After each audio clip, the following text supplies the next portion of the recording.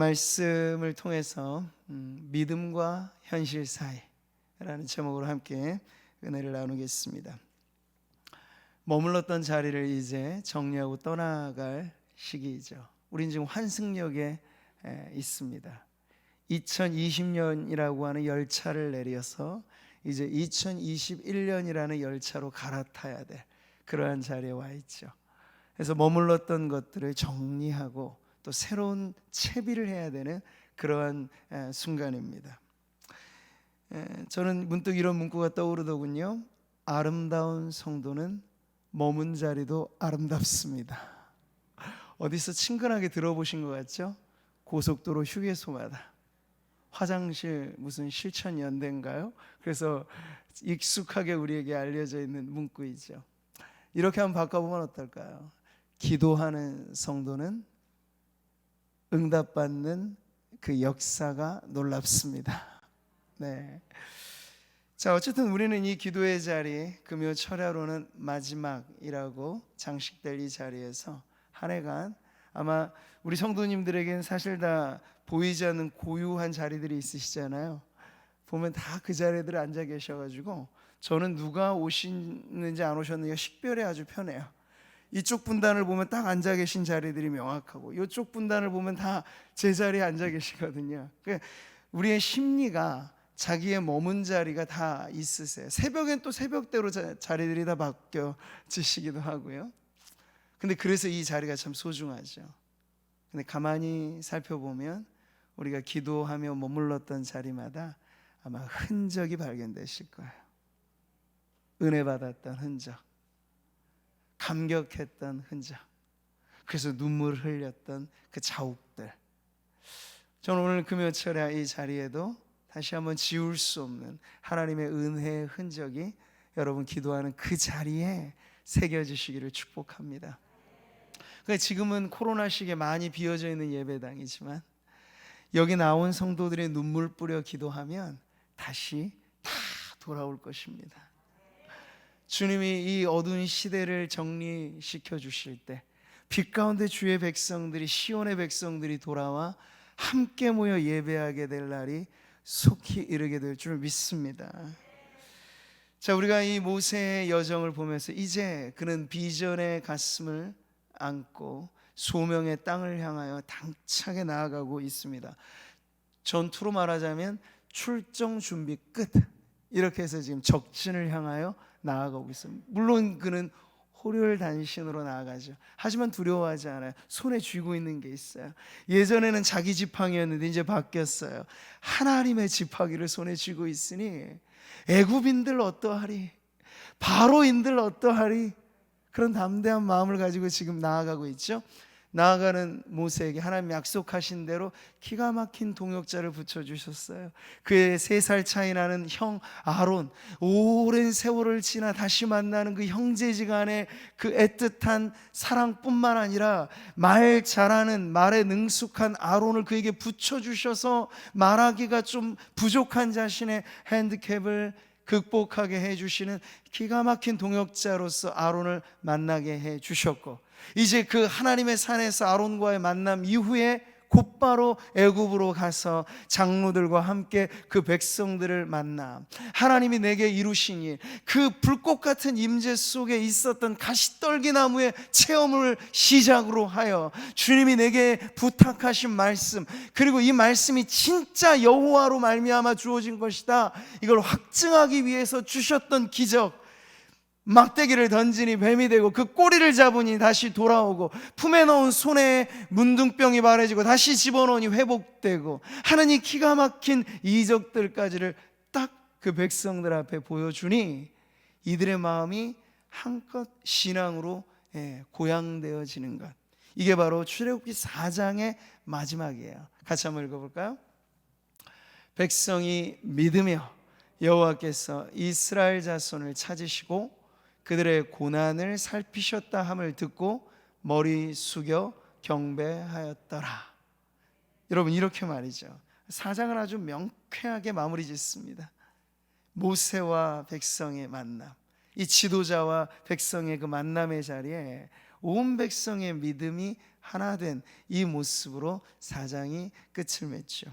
이제 출애굽 작전을 본격적으로 시작하는 대목에 이르러서 오늘 우리는 5장의 본문 말씀을 읽었습니다.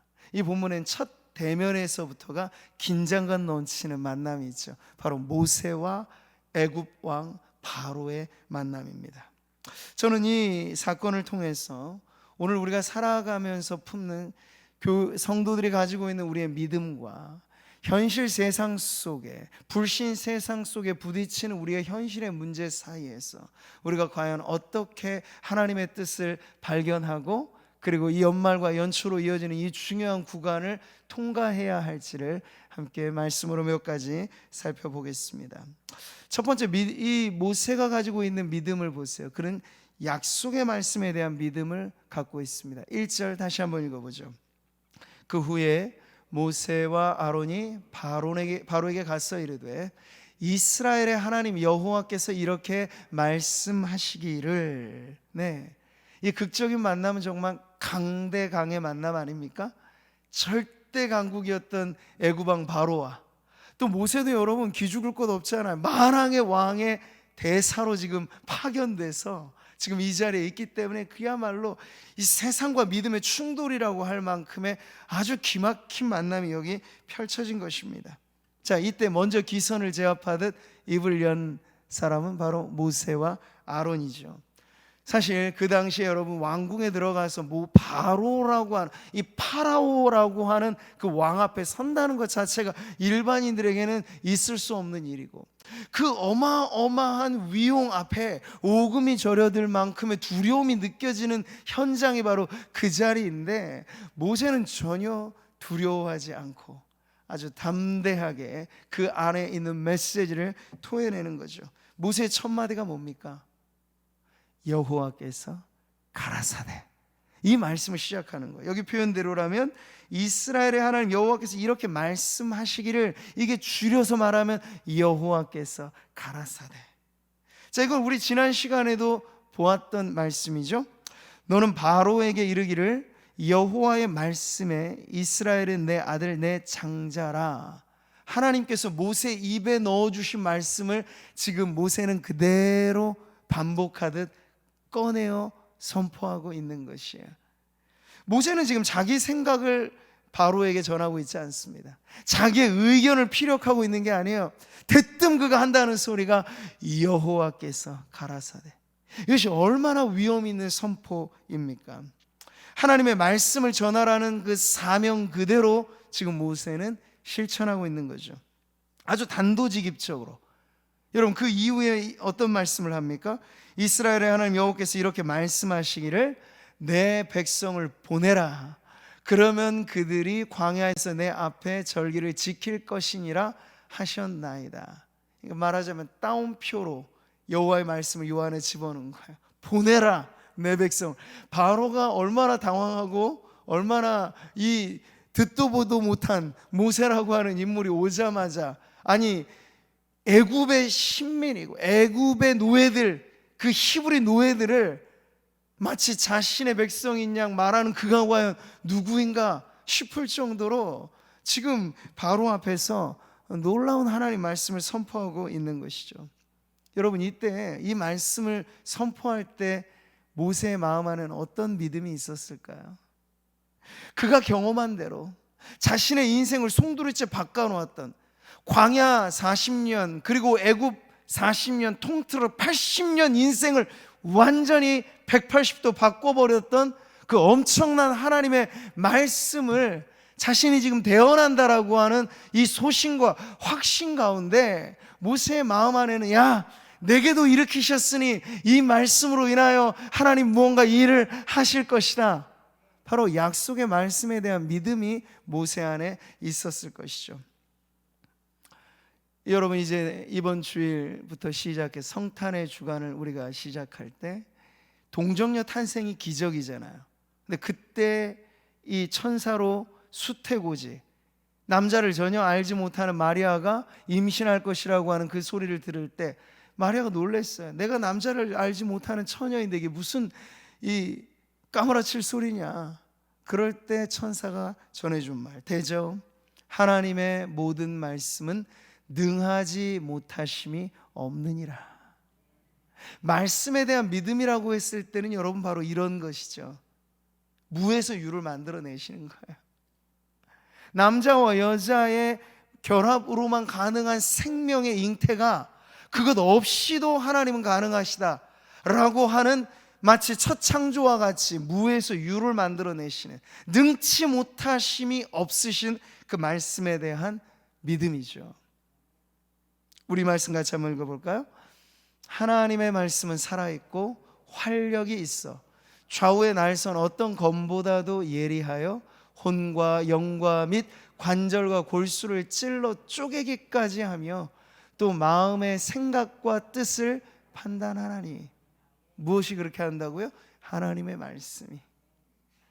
설교라고 하는 것도 다름 아니죠. 제가 하나님의 말씀을 풀어 대언하는 것이니 풀어진 하나님의 말씀이라고 할 수 있어요. 그러면 이 자리, 이 시간은 그저 인간 설교자가 인간적인 말을 하는 것이 아니라 하나님의 성령께서 전하라 하신 그 말씀을 전할 때 듣는 성도들에게는 이 말씀이 관절과 골수와 이 영과 혼과 이 모든 것들을, 우리 안에 닫혔던 것들을 풀어낼 뿐만 아니라 꽁꽁 싸매어져 있었던 우리의 응어리들을 풀어내고, 마치 영혼의 이 해부를 하듯이 가려지고 모든 그 숨겨졌던 것들을 낱낱이 주님 앞에 드러내는 그 역사가 바로 말씀을 통해 일어나게 되는 줄 믿습니다.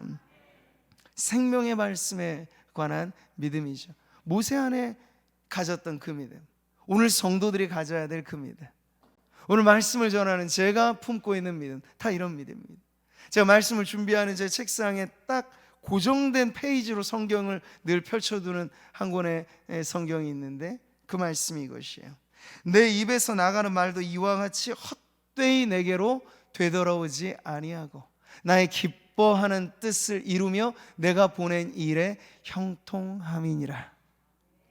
이게 그래서 설교를 준비하는 묘미가 여기에 있는 거예요. 기막힌 은혜는 이게 하나님의 말씀이니, 하나님의 말씀은 절대 공으로 돌아오지 않는다.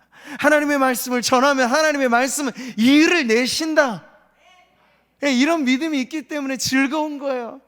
말씀에 밥을 짓는 게 너무나 행복한 거예요. 하나님이 오늘은 이 말씀으로 어떤 성도들에게 어떻게 역사하실까? 여기 모여있는 성도들이 다 제각기 삶인데 하나의 말씀이 선포될 때 성령께서는 이 성도들의 각각의 상황에 적용되는 은혜로 역사하실 것이니 이 얼마나 놀라운 일인가. 기대하는 마음으로 말씀에 밥을 짓는 거죠. 말씀대로 이루어지이다 하는 그 믿음이에요. 자, 모세가 그 믿음이 있었기 때문에 담대하게 선포한 것 아닙니까? 기선을 제압하고. 자, 그럼 거기에 대한 바로의 반응이 궁금하죠. 여호와께서 가라사대 하고 선포했던 그 말에 바로는 이렇게 답합니다. 같이 읽어보죠. 바로가 이르되 여호와가 누구이기에 내가 그의 목소리를 듣고 이스라엘을 보내겠느냐. 지금 바로의 반응이, 그 즉답이 이렇게 나오는 거예요. 미세한 떨림도 느껴지지 않아요. 두려움은 당연히 보여지지 않아요. 아주 전에처럼 당당한 낯빛으로 모세와 아론을 내리깔면서 아마 이야기를 했을 거예요. 여호와께서 가라사대, 나오는 답은 여호와가 누구냐? 이런 답이 지금 나오는 거죠. 여러분, 이것이 바로를 대표한 불신 세상의 반응이라는 거예요. 믿음과 현실 사이에서 우리가 괴로워하고 고민하는 이유는 무엇입니까? 성도들은 예배당 안에서 영주하지 않잖아요. 여기는 잠시 왔다 머무르는 곳이고, 여러분의 삶의 자리는 비신자들, 불신 세력이 득실거리는, 표현하자면 그런 세상으로 우리, 그래서 예수님도 내가 너희를 보냄이 이리 때 가운데 양들을 보냄과 같다, 이런 게 사실 성도들의 삶의 현 주소이고 현실이라고 하는 문제가 바로 그것이기 때문에 우리가 모세도 경험했듯 우리에게도 이런 당황할 만한 이 반응이 나올 수 있다는 거죠. 현실의 세상 지금도 마찬가지입니다. 예나 지금이나 앞으로도 그럴지 몰라요. 바로와 같이 전혀 하나님을 두려워하지 않는 통치자가 권력을 쥐고 있어요. 그러니 그 권력으로부터 무슨 일이 나오겠습니까? 하나님에 대한 경외하는 일이 나올지는 않겠죠. 물론 그럼에도 불구하고 하나님은 국가라고 하는 공식의 기관과 하나님으로부터 나오지 않으면 권력은 서지 않는다 하는 일반의 은총을 통해서 그것마저도 쥐고 계신다는 걸 우리는 믿습니다. 근데 중요한 건 그가 하나님을 경외하지 않는 바로와 같은 인생이라면 하나님의 말씀 앞에 꿈쩍하지도 않고 두려워하지도 않고 아주 당당하게 여호와가 누구냐 이렇게 말하는 그러한 지도자들이 있는 사회에 여러분 우리가 기대할 만한 일이 그리 많지 않다는 걸 경험하고 있는 것이죠. 세상의 모든 문화와 모든 프로그램 그 속에 스며있는 시스템은 불신의 코드가 작동되고 있어요. 우리가 요즘에 유튜브 알고리즘이라는 이런 말도 쓰는데 AI가 알아서 영상을 다 여러분이 자주 드나드는 유튜브 채널이 있으면 거기에 근접해서 AI가 첨단으로 메뉴판을 깔아주는 걸 알고리즘이라는 말로 쓰는 거예요. 근데 여러분 그 모든 것 안에 믿음의 코드가 작동되는 게 아니라 불신앙의 코드가 작동된다는 걸 우리는 알고 있습니다. 이런 사람들, 이런 세상 속에 성도들은 때론 질식할 것 같죠. 불신앙의 판을 치고 신성 모독도 두렵지 않게 내뱉는 사람들, 그게 자기의 지식이라 자랑하고 그게 자신의 능력이라 뽐내는 그런 사람들 속에 여러분 우리의 믿음을 가지고 산다는 건 현실의 벽이 만만치 않다. 이게 얇은 줄 알았더니 살면 살수록 더 두텁게 여겨지는 거예요. 계란으로 바위를 치는 느낌이랄까요? 골리앗 앞에 서 있는 다윗의 그러한 비교랄까요? 현실과 이 믿음의 사이에서 우리가 방황하고 괴로워하는 건 어찌 보면 너무나 당연한 모습일지도 모르겠습니다. 여러분이 한번 시험 삼아 아무나 붙잡고 길거리 지나다니는 사람들에게 모세처럼 한번 말씀해 보세요. 여호와께서 가라사대. 그때부터 여러분이 이상한 사람 취급을 당할 것이고 돌맞지 않으면 다행일 정도로 엄청난 괴로움을 당할지도 모릅니다. 근데 여러분 이건 일반 성도들만 그랬던 게 아니에요. 이 말씀을 하시고 외치시되 들을 귀 있는 자는 들을지어다. 누가 하신 말씀입니까? 예수님이 하신 말씀이에요. 뚝뚝 떨어지는 꿀송이처럼 가르치시는 말씀마다 금과 옥조 이런 말씀을 주시고 주옥 같은 말씀을 주시는 예수님의 말씀을 듣는 청중들 역시도 어떤 사람은 은혜 받았지만 어떤 사람들은 이를 갈면서 스데반 설교를 들었던 현장도 그랬거니와 죽이기를 작정할 마음을 가질 정도로 극과 극의 대조가 일어난 게 예수님의 말씀 사역의 현장이기도 하였어요. 거룩한 것을 개에게 주지 말며 너희 진주를 돼지 앞에 던지지 말라. 그들이 그것을 발로 밟고 돌이켜 너희를 찢어 상하게 할까 염려하라. 세상의 반응에 대해서 아주 주님은 정말 노골적으로 이렇게 표현해 주신 거예요. 개에게 거룩한 것이 어울리지 않듯 돼지에게 진주 목걸이가 아무런 소용이 없듯 이 불신 세상에 하나님의 말씀을 업신여기는 그들의 이 완악함에 대하여 이런 말씀을 하시는 것이죠. 자, 그러니 여러분 우리에겐 믿음이 있고 세상에는 믿음이 없을 때 믿음 있는 우리가 믿음 없는 세상으로 돌진하여 나아갈 때 딱 맞닥뜨리는 반응이 바로 앞에 선 모세와 같은 그런 경험이라고 해서 여러분 이상히 여길 것이 아니라 하는 점을 말씀을 드리는 거예요. 생각 같아서는 야 오늘 들은 말씀 가슴에 새기고 나아가는 곳곳마다 주의 복음 전하리라 마음에 불꽃이 막 이렇게 일렁이고 타오르는데 그래서 한번 딱 시도를 한 그 즉시로 하지 않으면 좋았을 것을 하며 꼬리를 내리며 낭패감에 휩싸여서 살아가게 될 때가 우리에겐 종종 있다는 거죠.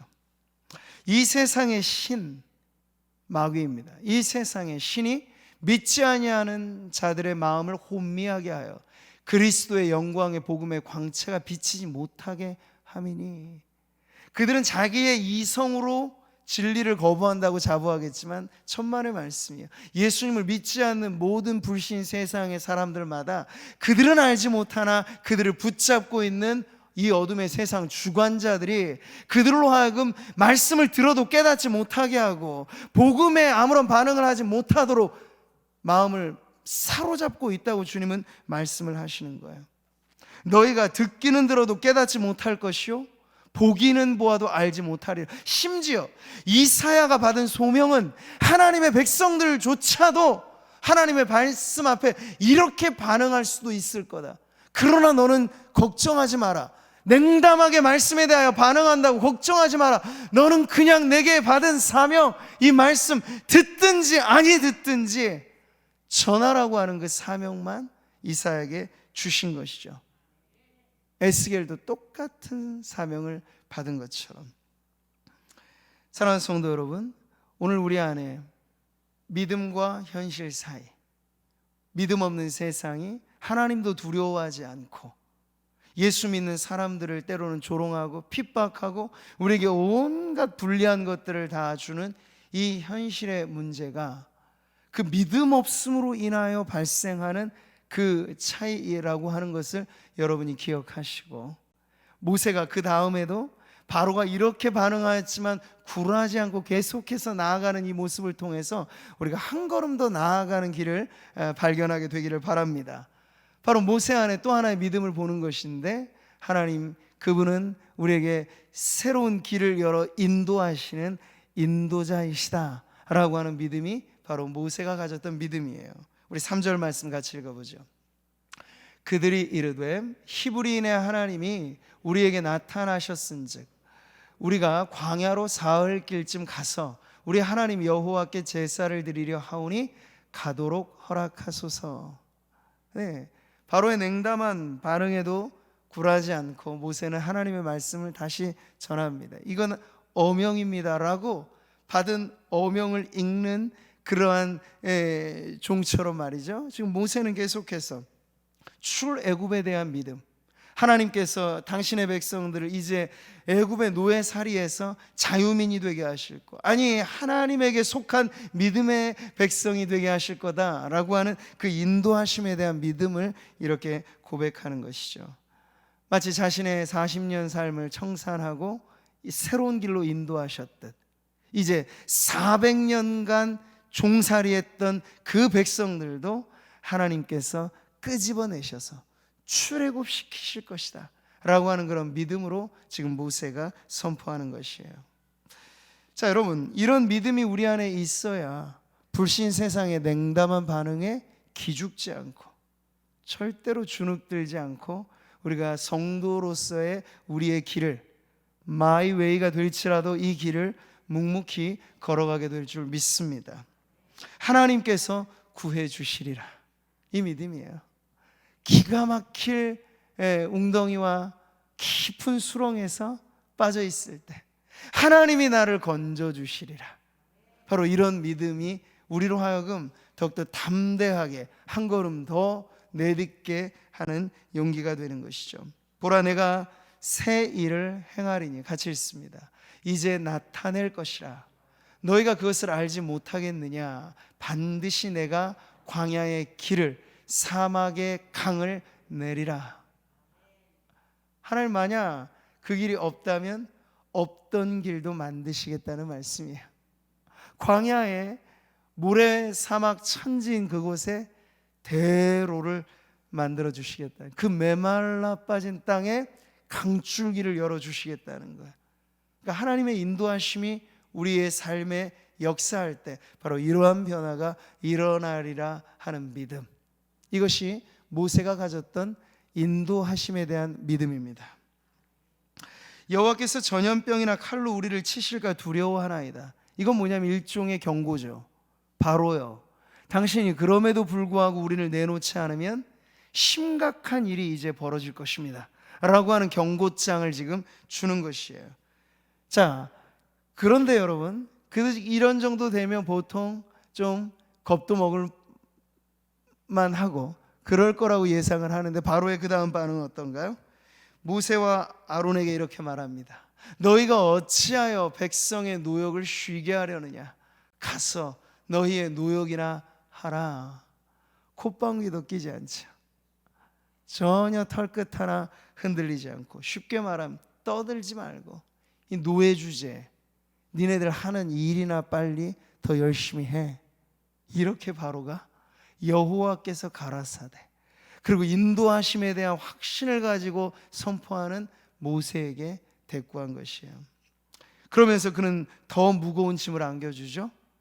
전과 같이 똑같은 공정을 가지고 똑같은 생산량을 만들어내되 집은 주지 않는다. 고생을 더 바가지로 하도록 그가 조치를 취하는 거예요. 그들이 게으름으로 소리질러 이르기를 우리가 가서 우리 하나님께 제사를 드리자. 하나님, 믿지 않는 세상을 대표하는 이 바로 그의 시선처럼 지금도 세상은 우리를 그렇게 봅니다. 아마 이 시간에 우리가 이렇게 널찍이 거리를 두고 모였음에도 불구하고 세상 사람들이 이것을 생각한다면 얼마나 속으로 그들만의 이야깃거리들을 만들어낼까? 그건 너무나 불보듯 뻔한 것이죠. 왜 저들이 저곳에 있는가? 할 일 없어 저곳에 있는가? 이게 바로 불신 세상이 여전히 믿음의 백성들에게 보여주는 반응입니다. 코로나 시기에 주의를 지킨다 하니 얼마나 믿지 않는 사람들이 눈에 쌍불을 켜고 단속을 하고, 당신들 그러면 안 됩니다.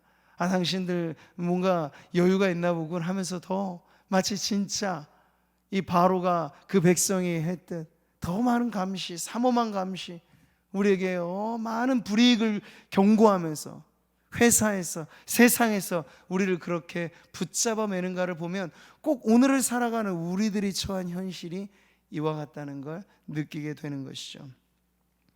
성도들이 예배를 하는 것, 세상은 낭비라고 생각합니다. 저들이 게을러 빠져서 먹고 살만하니까 저러나 보다, 이렇게도 생각을 하기도 하고. 근데 여러분, 그러라고 하십시오. 믿음 없기 때문에 그들이 그렇게 반응하는 것에 대해서 우리가 주저할 이유는 없습니다. 낭비라고 그들이 생각한다면 우리는 말하기를 우리는 예배를 거룩한 낭비라고 믿습니다. 할 것 없어 저곳에 간다고 생각하는 세상 사람들에게 우리는 이곳에서의 일이 어떠한 세상에서의 일보다도 가장 거룩한 일이기에 여기에 모였습니다 라고 답할 수 있다면, 바로와 같은 세상의 이 싸늘하고 더 강팍한 이 모습에 대해서도 우리 안에 이 믿음이 절대로 낭망하게 되지 않으리라 믿습니다. 근데 만약 여러분 이 믿음이 흔들리면 어떻게 될까요? 바로가 강압해서가 아니라 우리 스스로가 예배 시간에 조금 더 일하면 돈을 벌 텐데, 예배 시간에 내가 요걸 하면 더 생산성이 있을 텐데, 바로는 밖에 있지 않고 우리 안에 있어요. 요즘에 우리 안에 왕으로 군림하는 자라고 하는 왕이 우리 자신을 노예처럼 부려먹습니다. 누가 시켜서가 아니라 자신이 자기를 혹사시키는 시대가 오늘날 피로사회라고 불리는 이 사회죠. 모두가 대부분의 피로증후군에 휩싸여 살아가는 것, 자기 자신이 무언가를 해야만 존재 가치를 느끼고 그러지 않으면 도태당할 것 같은 두려움 속에 바로가 우리의 마음 안에 있어서 우리를 움쩍거리지 못하게 우리의 삶을 확 붙잡아 매고 있는 것이요, 스스로 자신을 착취하는 삶을 사는 거죠. 그래서 예배할 겨를도 없이 기도하게 남은 나는 너무나 바쁩니다. 이게 현대를 살아가는 그리스도인들의 대부분의 핑계 아닌 핑계죠. 다음 주부터 우리는 코로나 상황이지만 지혜롭게 13교구가 월요일, 24교구가 화요일, 이런 식으로 사이좋게 교차해서 이 예배당 공간이 어렵지 않게 저희가 특세를 이어가려고 합니다. 그럴 때 여러분, 바로의 음성은 여러분의 안에서부터 들려질 거예요.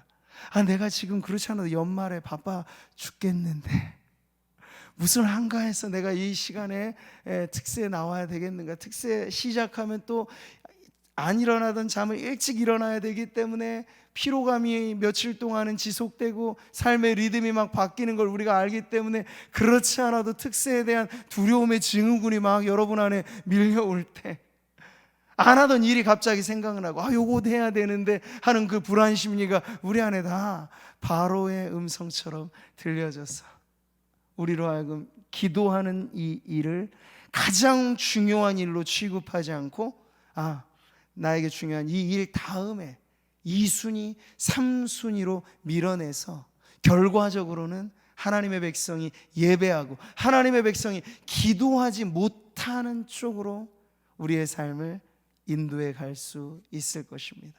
그러니 여러분, 우리가 바짝 우리의 마음을 지켜야 하겠죠. 우리 안에서 우리를 다스리는 자아라고 하는 주님 아닌 다른 이 주권자가 우리를 혹사시켜서 예배조차도 마음껏 못 드리게 하고 주일조차도 아름답게 섬기지 못하게 하고 이 일 저 일 이 핑계 저 핑계로 기도조차 마음껏 하지 못하게 우리를 혹사시키는 그 보이지 않는 주권자로부터 여러분의 권리를 빼앗기지 마시기 바랍니다. 믿음의 백성으로 나는 하나님의 말씀에 대한 믿음을 갖고 하나님의 인도하심에 대한 믿음을 갖고 강팍하고 힘들고 우리를 더 무겁게 짓누르는 세상이 내 앞에 있을지라도 나는 묵묵히 믿음의 이 길을 가리라. 그 결단, 뜻을 정한 인생으로 여러분 결단하시면 새해가 어떠한 환경, 어떠한 일, 어떠한 조건일지라도 변하는 우리 안에서부터 마음이 새로워지고 우리의 모든 것이 안에서부터 은혜로 새 물결이 일어나면 여러분의 삶이 변한다는 건 시간 문제인 줄 믿습니다. 뜻을 정하라는 건 바로 그런 의미예요.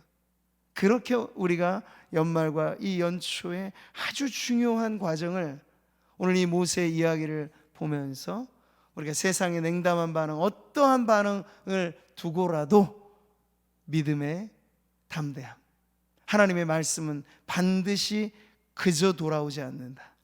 여러분이 여러분 자신에게 대하여서도 말씀이 들려지게 선포하시는 게 중요해요. 내 영혼아, 내가 어찌하여 낭망하며 내 속에서 불안하여 하는가? 시편 42편의 그 말씀은 자기가 자신에게 들려주는 외침이거든요. 불안에 떨 때 내가 정말 이 안전 지금까지 하나님이 지켜주셨는데 앞으로도 지켜주실까? 걱정이 여러분 안에 스물스물 이렇게 일어날 때 선포하시라는 거예요. 약속의 말씀을 붙잡고 하나님은 살아계셔서 살아계시는 하나님의 능력이 우리를 능히 붙드시리라 하는 그 믿음의 선포가 세상을 이기는 저와 여러분의 믿음이 되기를 바랍니다.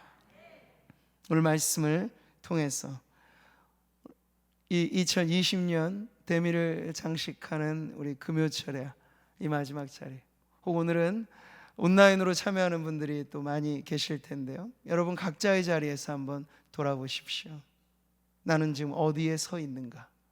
물론 우리의 현 주소는 세상이라고 하는, 불신 세상이라고 하는 그 한 복판에 있습니다.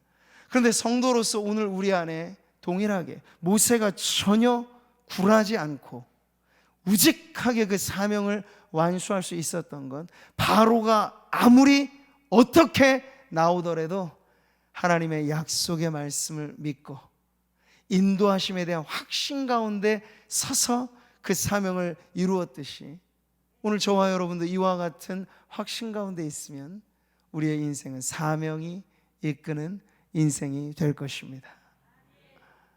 한번 따라해 보실까요? 사명이 이끄는 인생. 그 인생의 주인공들이 되시기를 축복합니다.